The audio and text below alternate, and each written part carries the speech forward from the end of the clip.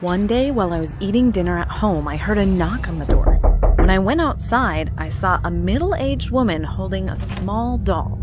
There was something creepy about that doll. Its hair was a few short strands, its face was frowning and grotesque, and its skin was as realistic as a real person's skin.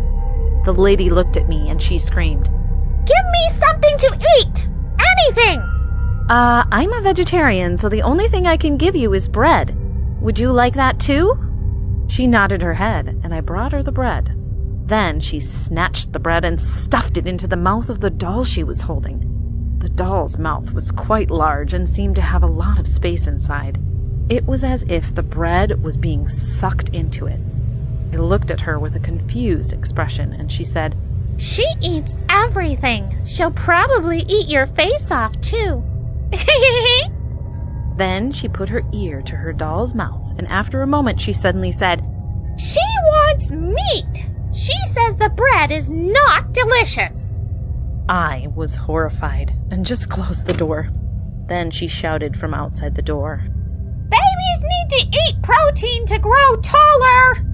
A few days later, there was another knock on the door, and when I looked out the window, she was standing at my front door, holding her doll. The doll looked different. It appeared to have grown in size, and its hair had grown longer. The frown was less prominent than before, but it was still a creepy face. I was unsure whether it was the same doll as before or a different doll, and I wanted to look at it more closely.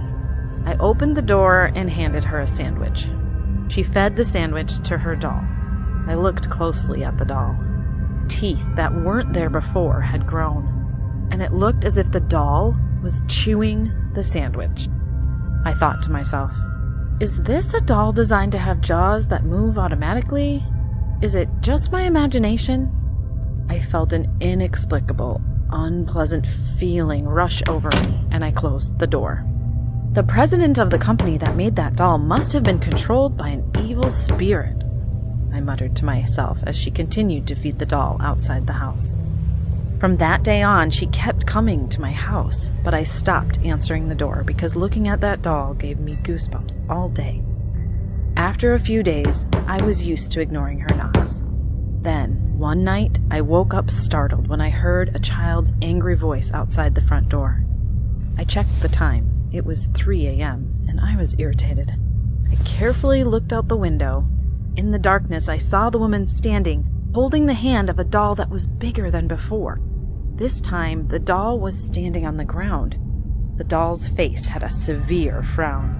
The woman knocked on the door and screamed, "My child wants to eat soup with meat right now!"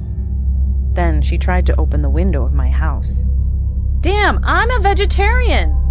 I was so angry that I screamed at her, and then she disappeared. The next day, as I was passing through the neighborhood, I noticed a police line had been placed on my neighbor's house.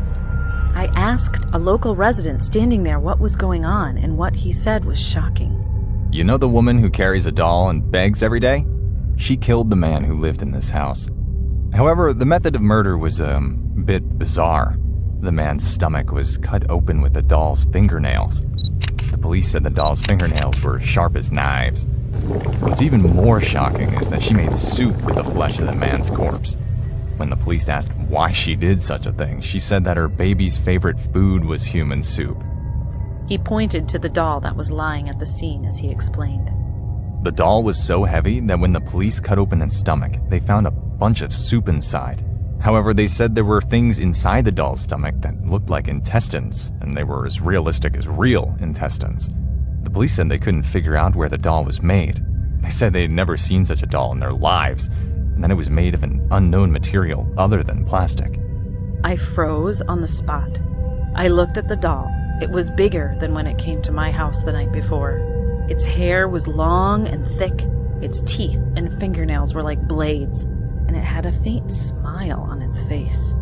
I quickly returned home, and for several days I had terrible nightmares about the doll eating my flesh. I later learned the woman's story. She was homeless at the time, and someone had left the doll next to her, so she carried it around with her, thinking it was her baby. People thought she was crazy, but no one has figured out who made the doll. who gave it to her, or how it grew.